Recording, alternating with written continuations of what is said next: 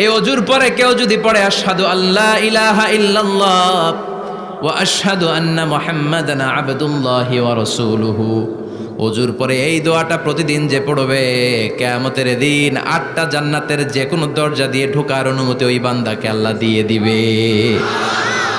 আপনাদের জন্য আছে। Still now you have the opportunity man. এই সুযোগ, চান্স আপনার জন্য আছে। ছোট্ট আমল, প্রতিদিন অজু তো করাই লাগে নামাজের জন্য। এই অজুর পরেই এই শাহাদাতের বাক্যটা পাঠ করলে 8টা দরজা দিয়ে ঢোকার অনুমতি আপনাকে দিবে কে? বুখারীর বর্ণনায় বিশ্বনবী বললেন, ইন্নালিল জান্নাতি সামানিয়াতু আবওয়াব, জান্নাতের ভেতরে আমি 8টা দরজা করেছি, 8 দিক দিয়ে ঢোকা যায়।